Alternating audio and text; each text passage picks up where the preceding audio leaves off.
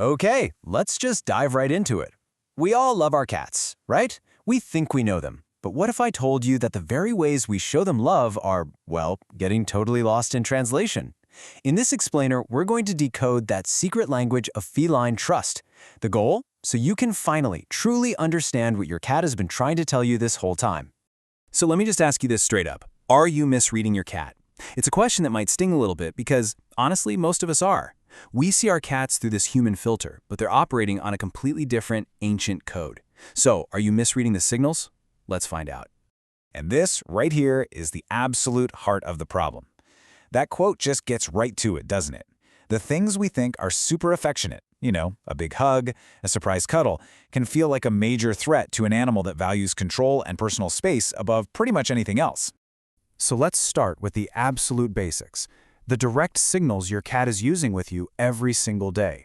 You can think of this part as learning the vocabulary before we get into the more complex grammar of their instincts. This right here, this might be our single biggest misunderstanding. When a cat rolls over and shows you their belly, it is not an invitation for a belly rub. It's a declaration. They are showing you the most vulnerable part of their body, where all their vital organs are. In their language, that is the ultimate compliment. So when we dive in for a tummy scratch, we're actually violating the very trust they just handed to us. And the slow blink isn't just a one-way street. No, it's a full-on conversation. In fact, a study from the University of Sussex actually confirmed this. They found that cats are way more likely to approach a person who slow blinks at them. So when they blink at you, they're basically saying, hey, I see you, you're not a threat. And when you blink back, you're saying, I trust you too. Just think about that. You might have been having these little conversations for years without even knowing it.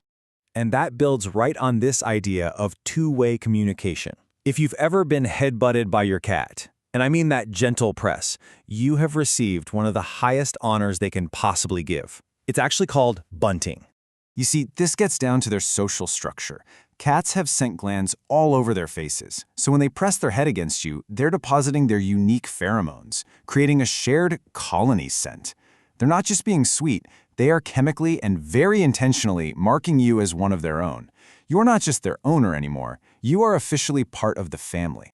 Okay, so now that we've got a handle on the basic signals, let's go a little deeper. Almost every single weird thing your cat does is driven by two incredibly powerful and often competing instincts: the mind of a stone-cold predator and the constant nervous vigilance of prey. This cycle? This is everything. A cat's brain is literally hardwired for this exact sequence. But here's where we so often go wrong. Most of us only give them the chase. We wiggle a laser pointer or a feather wand, but we almost never let them complete the cycle. That moment of capture, that kill bite, that's where all the psychological satisfaction is. And this right here is the direct result of that incomplete cycle.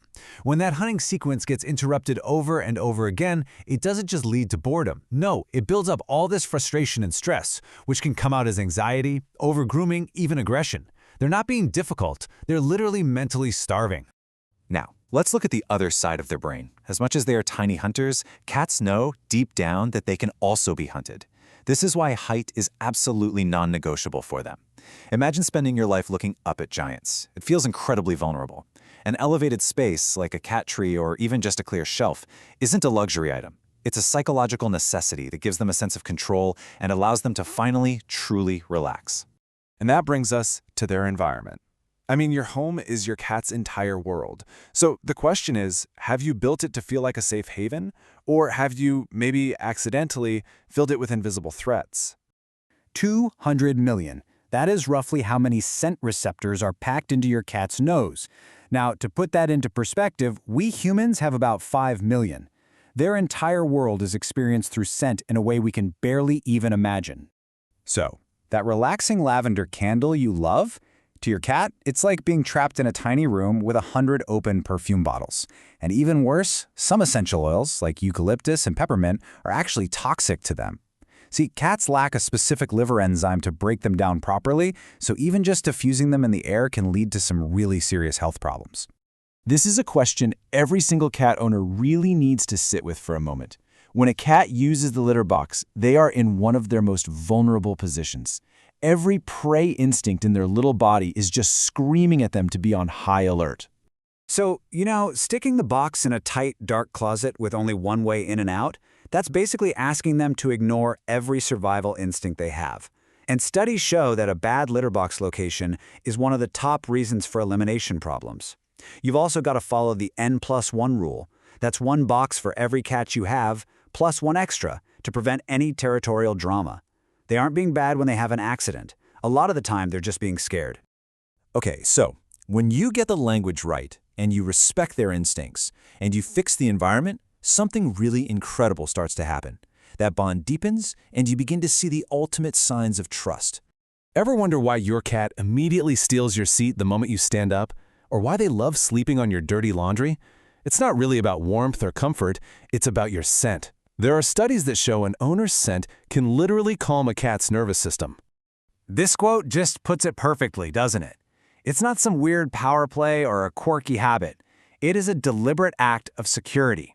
They are wrapping themselves in you because your scent has become their definition of home.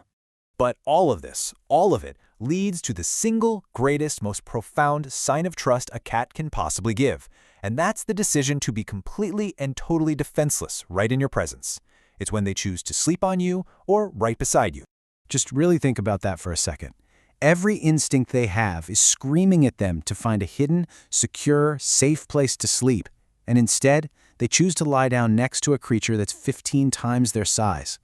What they're telling you in the clearest way possible is, you are my safe place. With you, I can finally let my guard down. So ultimately, it all just boils down to this. Our human idea of love is very active. We want to do things. We want to hug and hold and pet. But for a cat, love is often, well, it's passive. It's about consistency. It's about respecting their autonomy. It's the quiet act of just existing together in the same space, a concept that behaviorists sometimes call parallel presence. And that's really what it all comes down to, isn't it? Your cat offers you their complete trust every single day. So the real question is, are you honoring that trust by learning to speak their language? After this, I really hope the answer is a definitive yes.